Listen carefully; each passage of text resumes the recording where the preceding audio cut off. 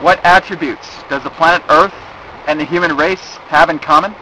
You'll be surprised at the answers in this episode of Intuitive Messages.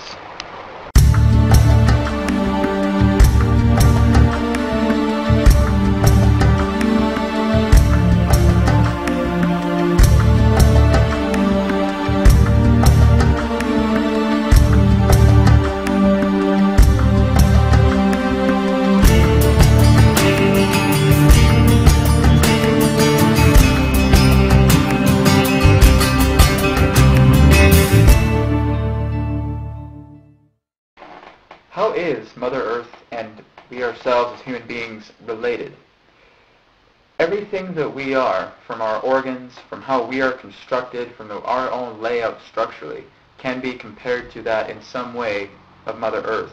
Mother Earth and humanity themselves are in a sense similar conduits, just with different experiences. As I talked about in the previous video where I said that all living things have consciousness and are self-aware. So is our Mother Earth. Our Mother Earth has a planetary energy grid, which is literally the energetic power lines for Mother Earth. We ourselves have a power energy grid in that sense, our chakras, what the Chinese know with acupuncture.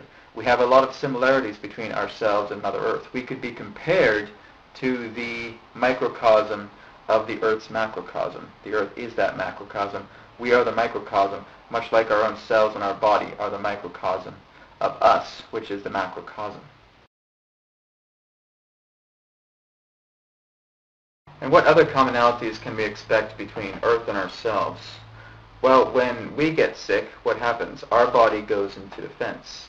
Our cells, in that sense, enter a duality state to get rid of another virus, or other viruses where cells are attacking other cells. And of course, this can do harm to us physically, to our bodies. The same thing with Mother Earth.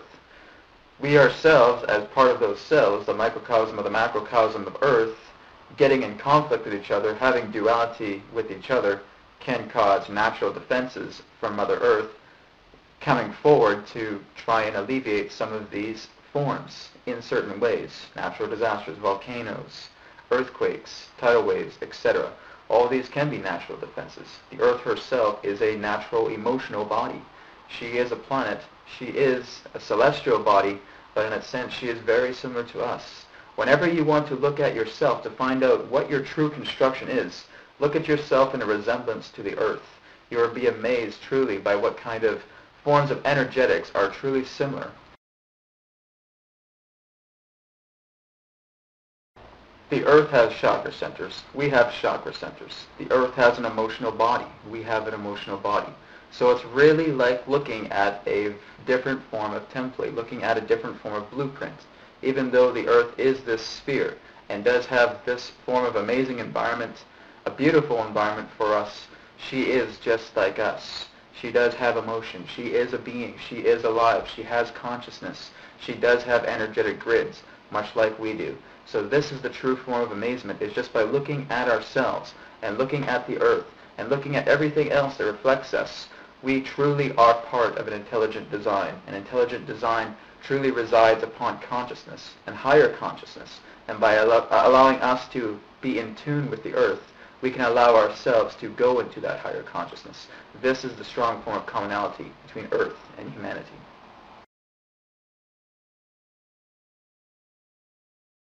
So what about the inner Earth? Is it true that the inner Earth is indeed hollow? And the answer to that is no, it is not.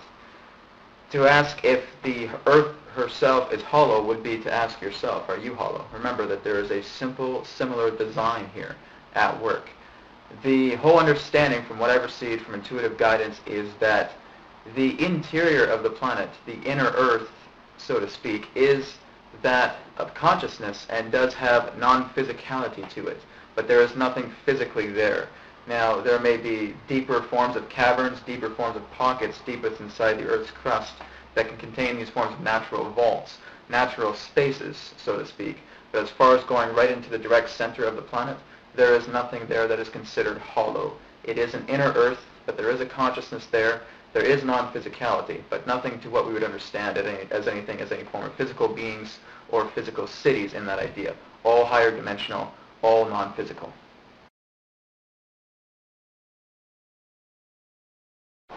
Are we moving into a new earth? The answer is yes.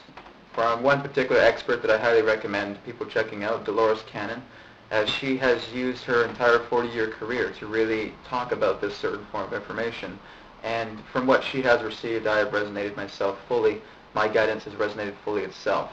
Think of what is happening right now on the earth as a very, very slow form of cellular mitosis, that the earth is slowly starting to split apart. It is not just a physical splitting, but it is a trans-dimensional shifting. It is a trans-dimensional mitosis that is happening right now and has been happening for quite a while. And within the next few years, we are going to finally see the final stages of this form of planetary trans-dimensional mitosis coming together, splitting apart. Not only will there be something spatially, but something interdimensionally. So with the new Earth splitting trans-dimensionally, which can be considered mostly dimensional, higher dimensional in that understanding, could be to that form of a separation to where there could be space involved. But again, as this has never happened before, there really is no answer of saying, well, it's going to be over here or it's going to be over here. Location in that sense is an illusion. But what is the big question on how are we going to get to the new Earth? What is the idea of getting from the third density to the fourth density? The whole idea is forgiveness. The whole idea is love of self. The whole idea is taking self-responsibility. Because you can't have any form of that old-fashioned karmic corruption within your being to be on a new Earth. This whole new Earth is created to start fresh, to start a whole new form of abundance, to where you have instantaneous manifestation, telepathy, telekinesis. Everyone is a collective consciousness. There is no deception. So you need to have those forms of beings that are pure of mind, pure of being with those forms of attributes, and that will bring you to the new Earth. So when is the new Earth supposed to transpire? Well, many are considering the whole idea of 2012 as that opening idea of getting into a form of new understanding, new consciousness. From my perspective, from my own guidance, 2012 represents a culmination. It does not merely represent that it's going to have a light switch flipped on and that we're going to be in the new Earth. If there was to be an estimation, most likely, most probably between 2010 right now and 2015. We're just in that transition. This is something that is a gradual nature. It's not something that's going to happen like that. Everything is in the works. Everything is in a fluid motion. So there needs to be that transition. So between now and the years to come, there will be a lot more experiencing, a lot more shifting, a lot more transitioning in that idea of expanding new consciousness for those who are ready, who are here to experience new Earth, to experience new Earth. And all it takes is forgiveness of the self, freeing your karma, and allowing yourself to be who you are truly meant to be, and that is love, light, and divinity. Thank you.